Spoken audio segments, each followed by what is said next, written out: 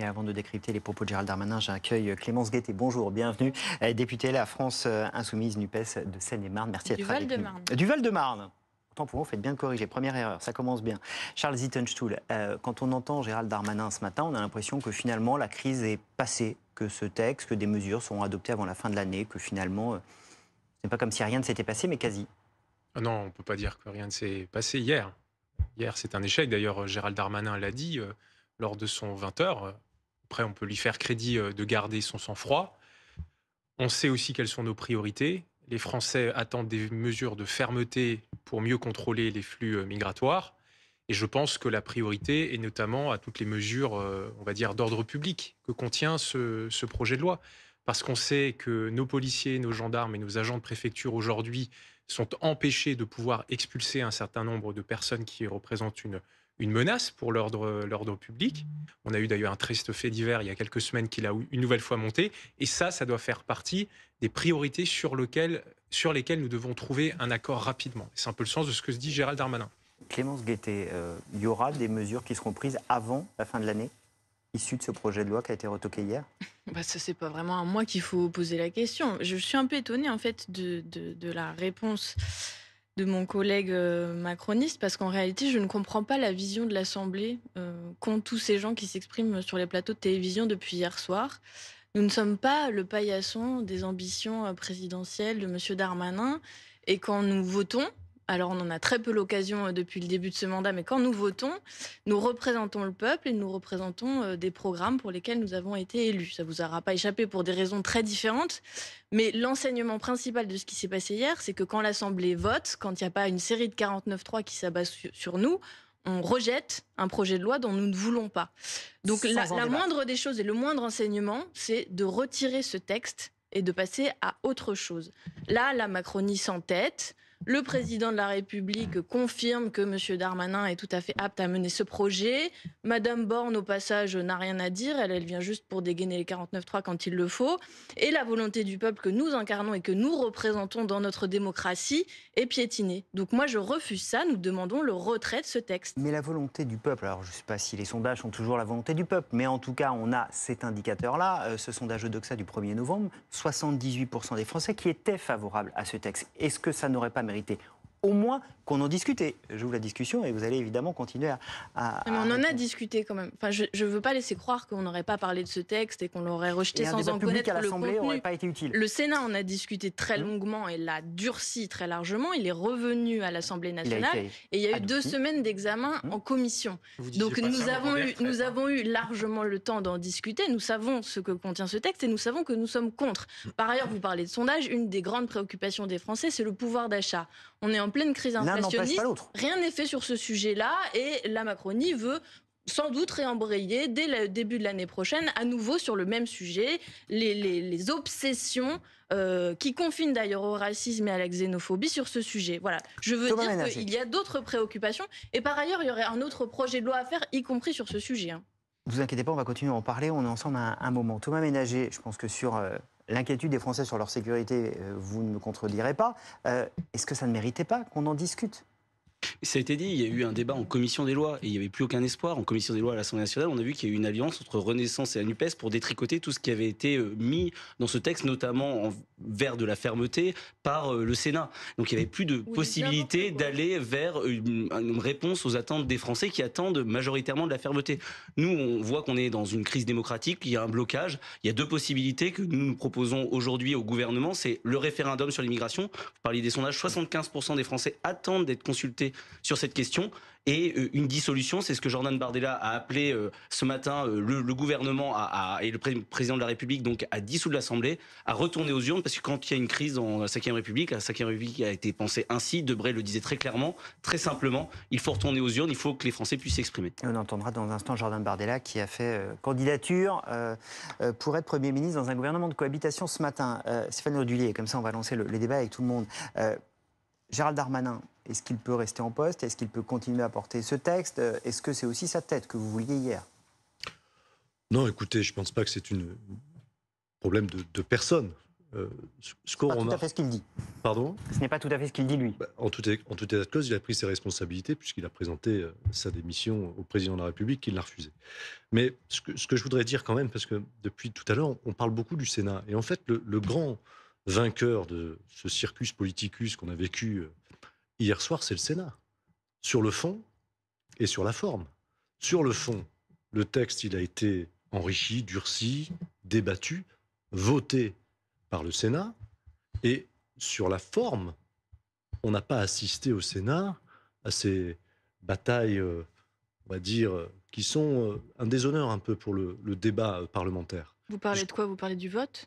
Mais Qui serait un déshonneur fait pour de le débat parlementaire? refuser le vote, et quand deux Au extrêmes Sénat, se donnent la main... vous ne votez jamais de motion de rejet. Deux au Sénat. Ah non. extrêmes. Je vous rappelle que votre parti, les Républicains, a voté 40 députés sur 40 60. députés, on vote. 40, mais les trois quarts de Mais votre je comprends. groupe a voté. Donc si vous considérez Je que les comprends. Républicains de l'Assemblée nationale sont les Si vous extrêmes, me laissez changez parler, votre ça ira. parti. Excusez-moi, monsieur le sénateur. Vous savez, au Sénat, on s'écoute. Oui, Voilà. mais on C'est n'insulte peut-être pas une ses différence. collègues parlementaires. J'ai insulté personne. Extrême, je pense pas que ce soit un compliment. mais- Allez-y, Stéphane. Il y a Allez-y. deux extrêmes qui sont mis main dans la main pour voter pour une motion de rejet et pour éviter de débattre du fond. Quand Avec vous les dites Républicains. que la commission des lois a détricoté, oui, c'est une erreur. Elle a détricoté, en fait, tout ce qu'avait apporté le Sénat. Mais rien n'empêchait, dans le cadre d'une séance, de réinjecter des mesures portées par le Sénat. Je suis désolé. Et ça, c'est la richesse du débat parlementaire. Vous l'avez refusé.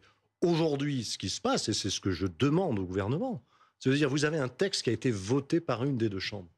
Présentez-le en commission mixte paritaire, débattons sur ce texte et renvoyons le texte, si la CMP est conclusive, dans les deux chambres. Mais monsieur le sénateur, vous dites que le Sénat est grand gagnant. Je suis assez d'accord avec vous sur le principe. En revanche, les Républicains n'en ressortent pas grandis. Imaginez bien, les Républicains où vous êtes au Sénat votent un texte. Le texte arrive, alors certes un petit peu modifié, mais arrive à l'Assemblée et 2/3 de votre groupe votent la motion de rejet. Quelle est la cohérence politique là-dedans ?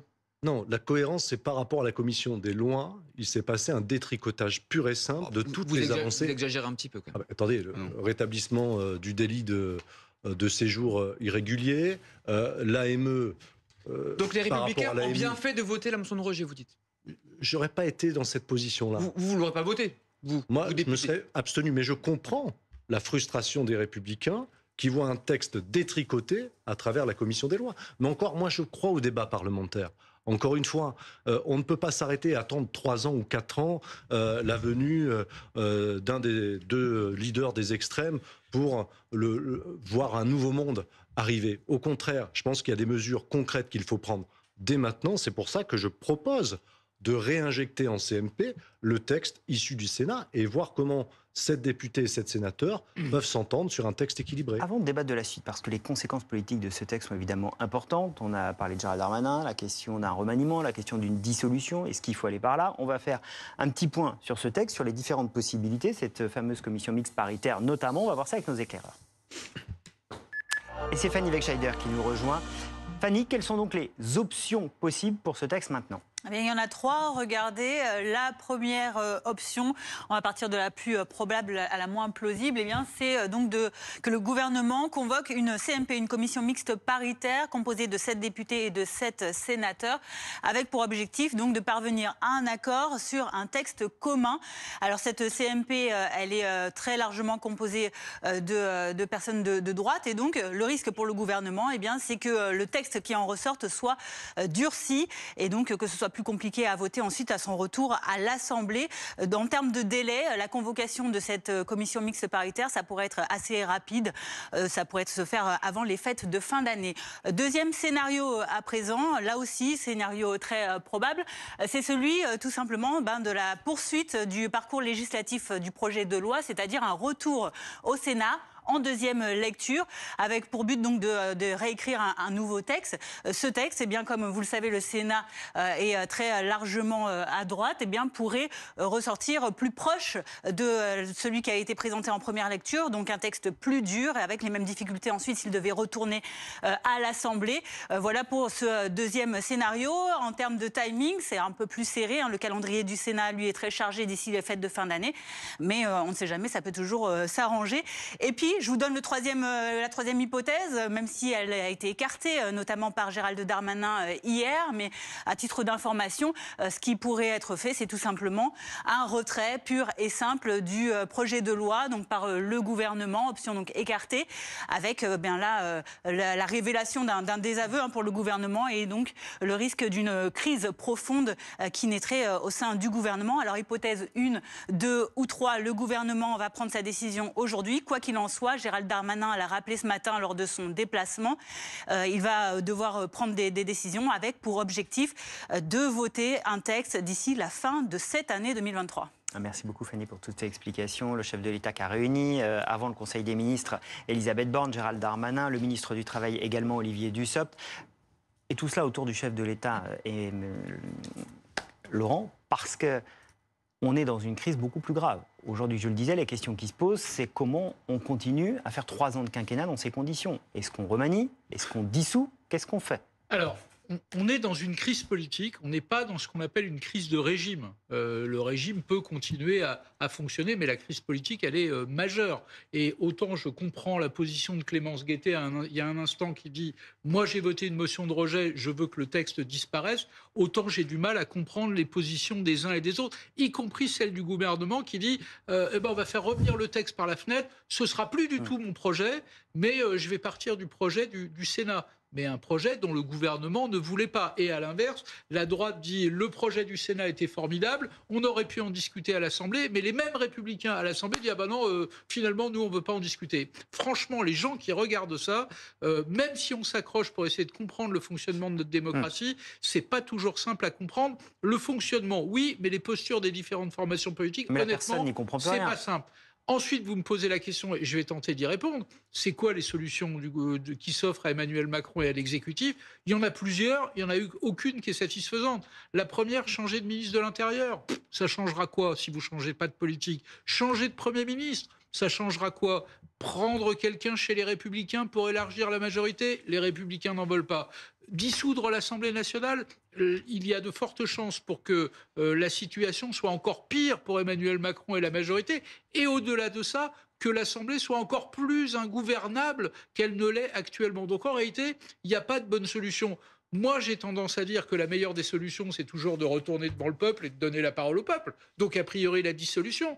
Mais si vous me posez la question, c'est qu'en réalité, vous vous demandez ce qu'il y a dans la tête du président de la République. Et lui, de son point de vue, aucune solution n'est satisfaisante. D'où le message qu'il a envoyé et à Elisabeth Borne et à Gérald Darmanin, qui est de dire, écoutez, vous êtes bien gentils, trouvez-moi une solution. Et donc, si ça repasse par le Sénat, une commission mixte, allons-y. Mais trouvez la solution pour sortir des blocages.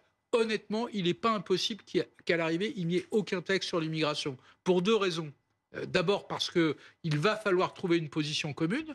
Et puis à l'arrivée, si ce texte est effectivement durci, mais on prend le risque que l'aile gauche de la majorité dise « Ah mais moi je ne vote pas » et qu'à l'arrivée, il n'y ait pas de majorité.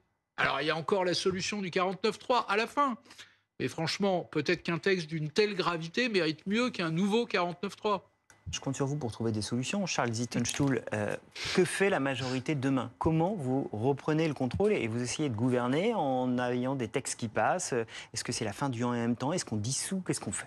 Bon, toutes ces décisions, c'est le président de la République qui les prendra. Mais dans la majorité, qu'est-ce qu'on se dit?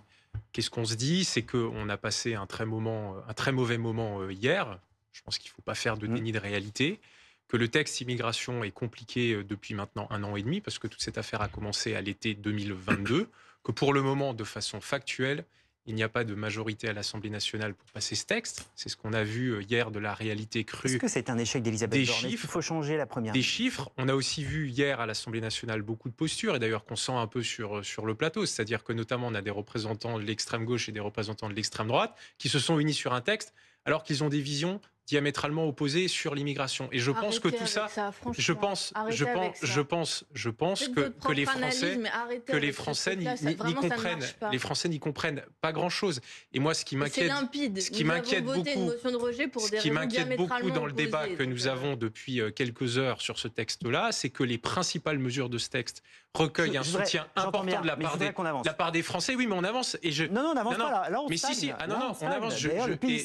C'est bien ça où vous voudrez voir comment faire il y a des avancer mesures qui sont assez consensuel dans l'opinion publique, et je pense même entre les groupes de la majorité et beaucoup de groupes d'opposition, que notamment les mesures d'ordre public qui visent à pouvoir expulser plus facilement des étrangers délinquants doivent pouvoir être mis en œuvre rapidement. Je voudrais qu'on avance sur les solutions, parce que là, le texte, il est bloqué. Là, je vous ai répondu. Il dit qu'il veut former une majorité avec la droite et l'extrême droite. Voilà ce qu'il vient de répondre. Je pense vous avoir répondu en partie. Je pense qu'il y a dans ce texte des mesures qui recueillent le soutien très majoritaire des Français et une bonne partie des groupes d'opposition, notamment les mesures d'ordre public, et qu'il y a un certain nombre de mesures sur lesquelles on peut avancer sans avoir voté rapidement. pour vous hier. C'est ambitieux comme projet. Qu'est-ce qu'on fait? Il faut dissoudre, il faut remanier. Qu'est-ce qu'on fait? Bon, la première chose, je le redis parce que visiblement je suis la seule à le dire, c'est le retrait de ce texte. On arrête. L'Assemblée nationale l'a rejeté hier soir. Nous avons peu d'occasions de nous exprimer. Nous avons réussi à le faire hier. Nous ne voulons pas de ce texte. Par ailleurs, dans les scénarios que vous avez, que votre collègue a présentés... Là, il faudrait qu'on avance, s'il vous plaît. J'avance, ne vous inquiétez pas. Dans les scénarios, en réalité, il y en a deux qui sont bloqués. Parce qu'en cas de CMP, ou si le texte retourne au Sénat, ensuite il revient à l'Assemblée nationale et on se retrouve dans la même situation. C'est-à-dire soit le texte est très droitier et ils perdent un bout de la majorité prétendument de gauche, soit il ne l'est pas assez et on se retrouve dans la même situation que le texte issu de la Commission. Donc ce texte, il est pourri en réalité. Son avenir est complètement bouché. Donc à un moment donné, il faut changer de discussion, passer aux préoccupations des Français, passer à des textes qui doivent être urgents et sur lesquels nous avons trop attendu. Parce que, comme l'a dit le député, on sera exactement dans le même comme cas. l'a dit le député interrogé à l'instant, ça fait 1 an et demi que ce débat dure. Et il est basé sur de mauvais arguments, qui est de dire qu'il y aurait une crise migratoire dans le pays, alors qu'il y a une crise de l'accueil dans ce pays. C'est important parce qu'il y a un fond dans ce texte. Est-ce que vous souhaitez une dissolution? Ensuite, sur la dissolution, nous sommes partisans d'un retour aux urnes. Nous ne l'avons pas caché, nous le disons en permanence. Ce que nous voudrions, c'est une 6e République dans laquelle il y a une intervention populaire permanente, sous forme de référendum, sous forme de révocation des élus quand le peuple est insatisfait de la façon dont nous menons nos mandats. Nous avons des propositions très ambitieuses là-dessus. Est-ce que vous avez un Premier ministre pour un gouvernement de cohabitation? Je pense que Darmanin est largement désavoué. Et 2, on retourne aux urnes, on fait campagne et on essaye de convaincre les Français pour pouvoir gouverner ce pays, avancer justement. Philippe, pour répondre à votre question sur la dissolution, parce qu'il faut se placer dans un scénario de politique fiction. Si demain il y a dissolution et donc de nouvelles élections législatives dans ce pays, il y aura moins de députés LFI, il y aura moins de députés Mais vous n'en savez rien. Il y aura moins de députés PS, il y aura moins de députés PLR. On était en tête des élections législatives en 2022. Je vous ai pas coupé, juste... Non mais d'accord, mais vous affirmez des choses, je vous dis que vous n'êtes pas en capacité de le savoir. D'accord, les études disent ça. D'accord, et les sondages, ils donnaient 5 points de moins à Jean-Luc Mélenchon à 2 jours de la présidentielle. Donc on peut prendre un petit peu de recul, on ne sait pas. Très bien. On fera campagne. Je pense que les Insoumis sont dans une mauvaise séquence où ils vont perdre des députés, je le répète. Renaissance, Modem et Horizon perdant les députés. Le seul groupe qui pourra en gagner, c'est le RN, sans pouvoir décrocher de majorité. Donc, vous vous retrouverez avec une situation encore pire qu'aujourd'hui, mais beaucoup plus pire qu'aujourd'hui. C'est-à-dire il faut 289 voix pour avoir une majorité. Il y a 250 aujourd'hui macronistes. Il serait peut-être 210, 200, je ne sais pas, mais en tout cas, ça serait pire qu'aujourd'hui. Donc aujourd'hui, Emmanuel Macron est dans une impasse politique. Le remaniement, comme le dit Laurent, ça ne sert à rien. La dissolution, c'est pire qu'avant. Et donc aujourd'hui, je vous le dis, Philippe, il n'y a pas de solution politique. Le RN nous dit ce matin, dissolution, on aura une majorité. Écoutez Jordan Bardella, il est même prêt à être Premier ministre. Si les Français le décident, alors nous aurons la charge de la politique de la nation, bien sûr. Vous accepteriez d'être le Premier ministre d'Emmanuel Macron? D'être un Premier ministre de cohabitation, bien sûr. Si Emmanuel Macron dissout l'Assemblée nationale, que le Rassemblement national obtient une majorité, nous assumerons notre responsabilité. Et pour une raison très simple, c'est que nous sommes prêts non seulement à revenir devant les Français, mais que nous sommes prêts également à gouverner la France. Le projet de loi sur l'immigration, nous l'avons, il est rédigé, il est prêt et il est 1000 fois plus dur que celui qui a été proposé par le gouvernement. Thomas Ménager, vous y croyez vraiment ? Nous croyons que si les Français votent, les Français peuvent avoir une majorité qui irait dans le sens d'une fermeté en matière d'immigration et que Jordan Bardella serait un excellent Premier ministre s'il y avait cette majorité. On ne peut pas, les sondages aujourd'hui, vous avez raison, ne donnent pas cette majorité au Rassemblement national, mais on est en dynamique et il y aurait une campagne, il y aurait un moment d'échange, de débat avec les Français. Ménager, parce que bon, je vous dis, ça c'est la langue de bois, parce que la vérité c'est que le RN ne veut pas aller à Matignon, parce que ce que vise le RN, c'est 2027, ce n'est pas 2024. Et donc il dit, si on va à Matignon en 2024, on se grille terrible pour 2027. Donc ils préfèrent jouer Le Pen 2027 que Bardella 2024. Non, vous mentez parce que nous, c'est votre analyse, mais je ne la partage pas. Je la partage pas. Nous souhaitons mettre tout en œuvre pour aider les Français, sauver les Français, sauver notre pays. Pour 2027. Donc, si on est en capacité de gouverner dès demain grâce à cette dissolution, grâce à cette cohabitation. Par contre, je voulais juste revenir avant de laisser la parole à Monsieur Neumann sur ce qu'a dit Monsieur Jinshenstuhl. Il a raison, mon collègue député. C'est-à-dire que les Français attendent des mesures de fermeté, notamment en matière de protection pour expulser les délinquants étrangers. C'est la raison pour laquelle nous avons déposé, Marine Le Pen a déposé une proposition de loi qui reprend l'ensemble des cas qui avaient été ciblés par Gérald Darmanin pour permettre d'expulser toutes ces bombes humaines, toutes ces personnes qui sont sur notre sol. Faisons ce texte, c'est un texte transpartisan, vous êtes d'accord, nous sommes d'accord, je pense que les Républicains sont d'accord, je pense que nous pouvons nous réunir pour armer le pays, pour être en capacité d'expulser ces personnes. C'est grave ce que vous dites, hein. C'est très grave. Pourquoi c'est grave? De proposer un texte et de voter un texte, c'est grave. La démocratie, c'est grave. Mais non, mais vous jouez sur les peurs des gens en réalité. Il existe déjà dans le CESEDA des possibilités d'expulser les gens qui seraient sur le territoire et qui seraient dangereux. Vous le savez, Darmanin le sait, vous agitez les peurs, vous jouez sur les peurs des gens depuis 1 an et demi. Mais non, mais c'est votre fonds de commerce, c'est votre unique discours. À mon avis, c'est terrifiant. Je pense que les gens de ce pays, au contraire, attendent d'être protégés, notamment en matière de droits sociaux, de se préparer tous ensemble aux conséquences très graves du changement climatique. Et je veux le dire aussi à un nombre d'exilés qu'on devra accueillir sur le sol français plus important du fait du changement climatique. Et nous devons au contraire chercher à former société avec plus de nouvelles personnes. Et je veux dire une chose, c'est que c'est une richesse. Vous êtes dans une vision comme ça, anxiogène, rabougrie, de repli sur vous-même. La France a toujours accueilli des gens.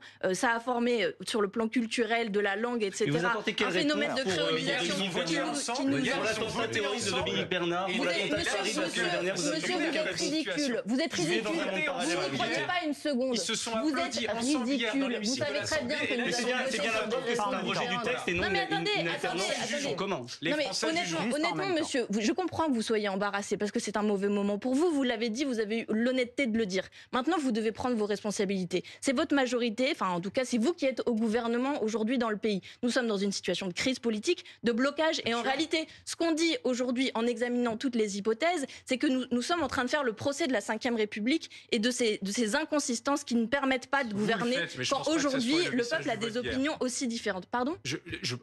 Que vous soyez contre la Ve République, c'est votre droit et c'est la position de votre parti. Vous pouvez rien faire aujourd'hui. Je ne pense pas que le vote d'hier soit une remise en cause de la Ve République. Ça vous satisfait vraiment?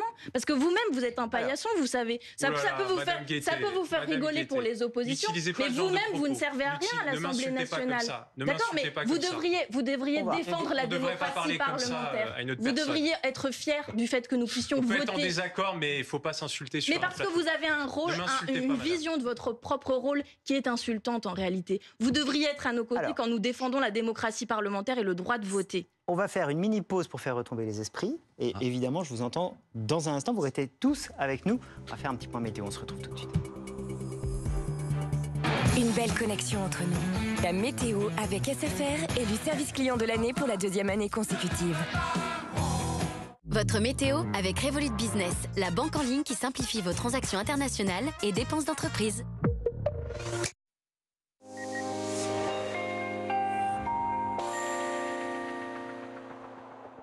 Bonjour à tous. Les fortes pluies se poursuivent sur les mêmes régions et les cours d'eau réagissent. C'est le cas ici dans le département de la Dordogne. Météo France et Vigicru maintiennent 10 départements en vigilance orange, donc les départements du centre-ouest ainsi que les départements en direction des Alpes, l'Isère, la Savoie et la Haute-Savoie. D'autant plus que cette rivière atmosphérique continue d'apporter de fortes pluies sur les régions centrales. La rivière atmosphérique, c'est ce long ruban nuageux qui traverse tout l'Atlantique avec donc des pluies soutenues déjà depuis ce matin sur toutes ces régions centrales en direction de la région Grand Est. Et on va retrouver donc ce temps pluvieux pour cet après-midi entre la Nouvelle-Aquitaine, le Massif central, le nord des Alpes, le nord-est avec un risque d'avalanche toujours très important sur le nord des Alpes. La limite pluie-neige à 2000 mètres d'altitude et dans le nord-ouest, un ciel toujours bien chargé avec des averses localement orageuses. Un ciel un peu plus clément en tout cas en direction de la Méditerranée avec un ciel donc simplement voilé. Les températures toujours très douces, bien qu'en baisse par rapport à hier, jusqu'à 20 à Perpignan, 19 en Corse, 15 degrés à Paris, 12 pour Aurillac et pour demain, pas de véritable amélioration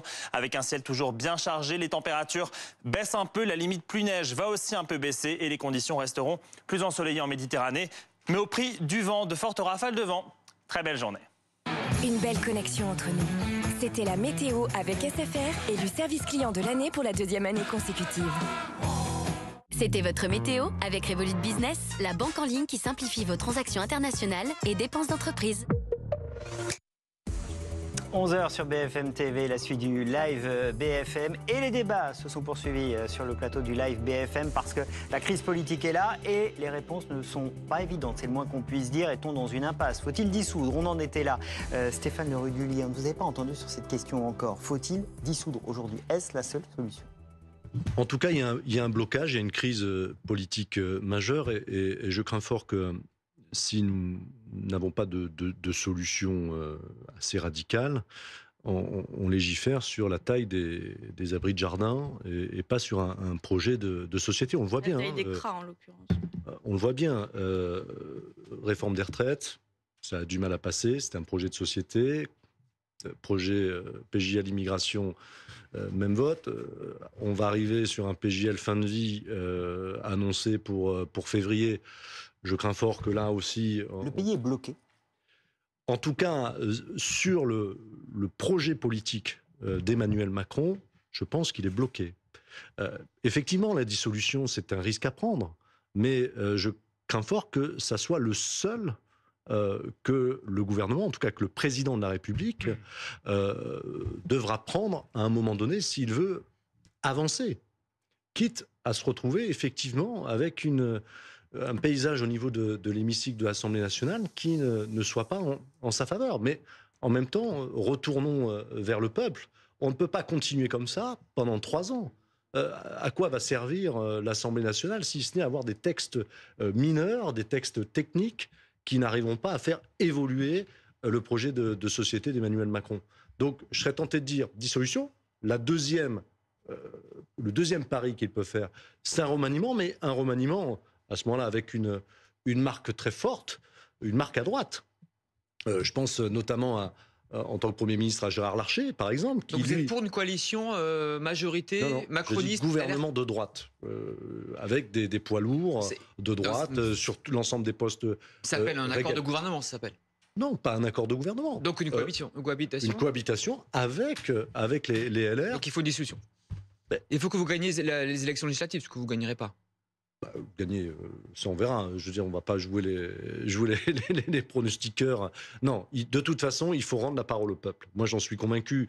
On est dans une situation de blocage. Alors ça s'est focalisé sur le texte immigration. Vous verrez, si on ne change rien, dans 2 mois, on y retourne sur le texte fin de vie. Et après, arrive le texte constitutionnel avec les 3/5, la majorité qualifiée. Donc dissolution. Donc dissolution. Dans la Constitution. Oui, c'est totalement ingouvernable. Donc s'il y a un blocage, à un moment donné, comme disait De Gaulle... Là, en l'occurrence, il peut y avoir consensus.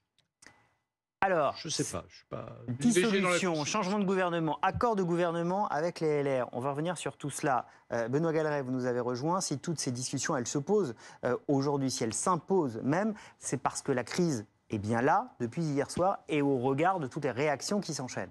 Oui, et comment gouverner après ce que Gérald Darmanin lui-même qualifie d'échec, mais n'est-ce qu'un incident de parcours ou la fin de toute possibilité de légiférer, s'interroge le journal Le Monde. Dans les 2 cas, les Insoumis tweetaient dès hier que le ministre de l'Intérieur doit partir, qu'il s'en aille avec sa loi sous le bras, lance Mathilde Panot, sauf que, on le sait, le chef de l'État a refusé cette démission présentée par son ministre et que voilà, le problème, dépasser la place Beauvau pour secouer jusqu'à l'Élysée. Écoutez Manuel Bompard ce matin.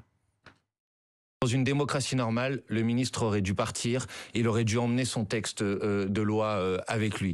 Maintenant, je vois bien que le président de la République le couvre et que le président de la République ne tient plus qu'à un fil, qui est le fil du passage en force permanent. Je dis que la situation, ce pays ne peut pas être gouverné comme ça pendant encore des mois et des années. Donc voilà ce que j'ai à vous dire. S'ils ne sont pas capables de gouverner le pays autrement, qu'ils partent tous, qu'ils s'en aillent. On n'a pas besoin d'eux. Qu'ils partent tous, alors sans aller peut-être au départ de tout l'exécutif, peut-être un petit remaniement, déjà suggèrent certains internautes, impossible, préviennent d'autres. L'équilibre présidentiel du en même temps est trop fragile. Jeter Darmanin, ce serait perdre encore quelques députés, froisser surtout une partie de l'électorat. Non, la possibilité la plus évoquée ce matin en ligne, c'est de renouveler l'Assemblée. Bon, c'est pour quand la dissolution, lance cet internaute, car cette motion de rejet équivaut motion de censure, dit-elle. Quand on est à ce point désavoué, on dissout. Comment Macron Macron pourrait-il y échapper? Par quel triple salto, demande-t-elle. C'est aussi ce que croque le dessinateur Chonu ce matin. Un Jacques Chirac, vous le voyez, proposant depuis l'au-delà ses conseils au président en matière de dissolution. Et oui, l'ombre de Chirac rappelle en effet que voilà un pari risqué, le risque de cohabitation est bien là. D'ailleurs, l'extrême droite se dit prête ce matin, écoutez. Vous accepteriez d'être le Premier ministre d'Emmanuel Macron? D'être un Premier ministre de cohabitation? Bien sûr. Si Emmanuel Macron dissout l'Assemblée nationale, que le Rassemblement national obtient une majorité, nous assumerons notre responsabilité. Et pour une raison très simple, c'est que nous sommes prêts non seulement à revenir devant les Français, mais que nous sommes prêts également à gouverner la France. Autre responsable RN ce matin, Laurent Jacobelli, précise que les 577 candidats sont déjà dans les starting blocks. La dissolution, ultime recours, à manier donc avec précaution par l'Élysée. Mais il n'y a pas 10 solutions. Même les internautes acquis au président peinent à voir d'autres issues. Ils le disent, le chef de file des députés Renaissance a beau dénoncer à l'instant une alliance dingue contre eux. Il reste 3 ans et demi de mandat, rappelle l'un pour finir. Le chef de l'État ne peut pas gouverner face à cette assemblée ingérable. Merci beaucoup, Benoît. Ça fait réagir tout ce que vous nous avez livré. L'esprit de Jacques Chirac est-il là pour la majorité? Oui, juste vraiment une petite parenthèse de droit. J'ai entendu motion de rejet égale motion de censure. Non. Une motion de censure, on fait tomber un texte de loi et le gouvernement qui va avec.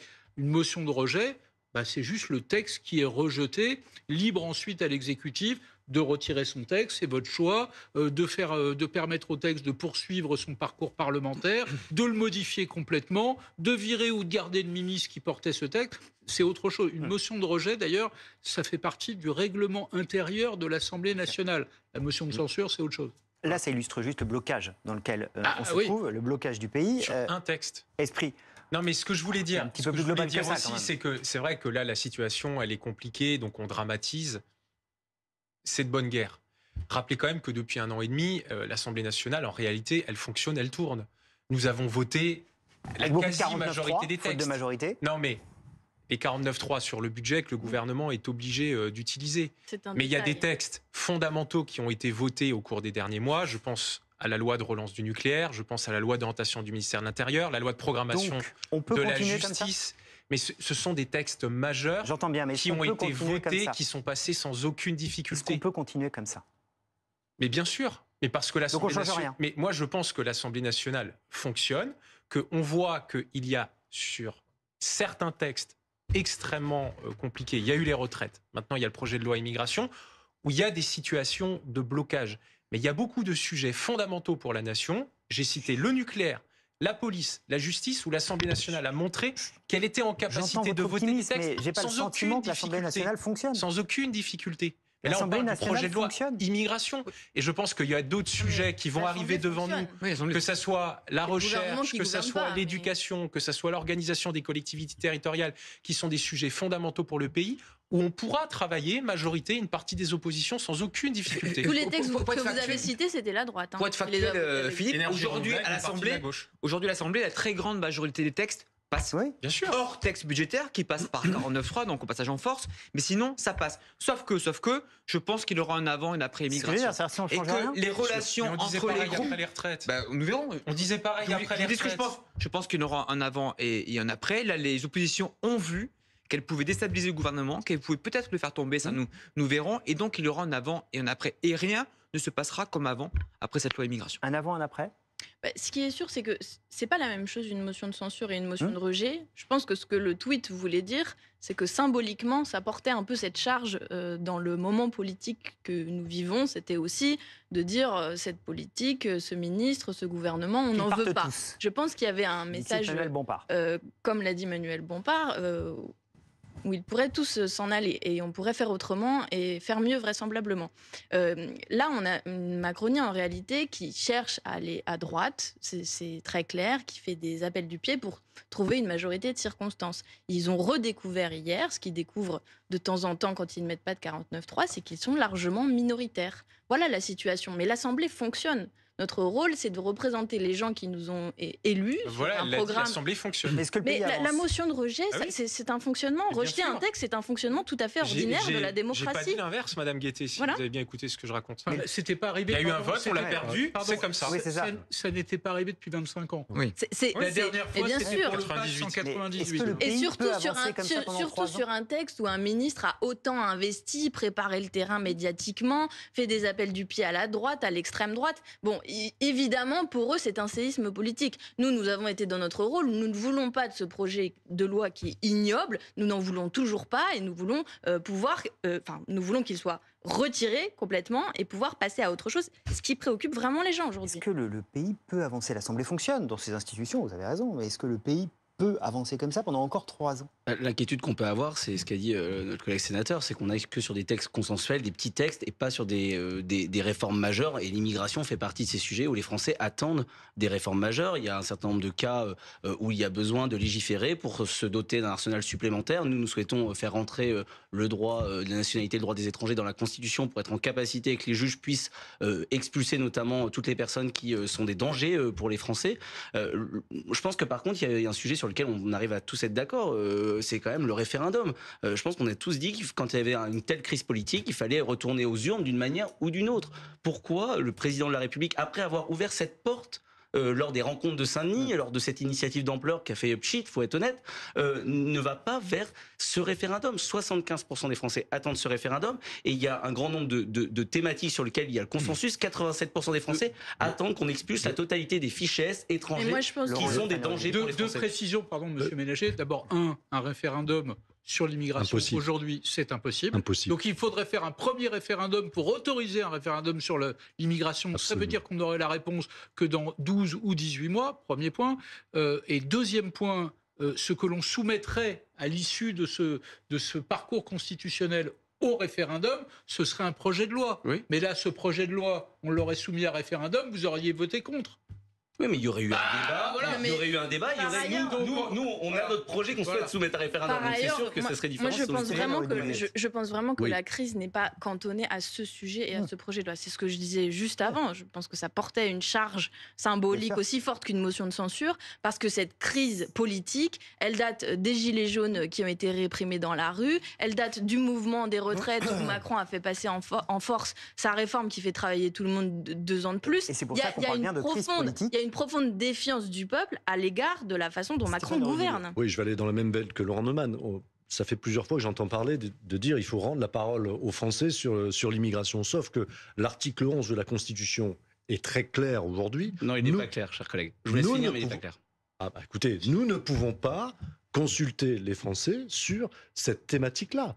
Et ça demanderait une révision constitutionnelle assez importante, d'où un délai 18 mois au mieux avant de consulter sur un texte législatif. Mais quel texte législatif? Là encore, il faut que les chambres aussi fassent leur boulot. Si vous êtes, vous, Assemblée nationale, incapable de débattre sur l'ensemble des articles d'un texte qui serait soumis à la population, voilà, je ne vois pas trop l'intérêt de dire aux Français aujourd'hui, attendez, on va vous consulter, mais sur quoi? Sur quelle base?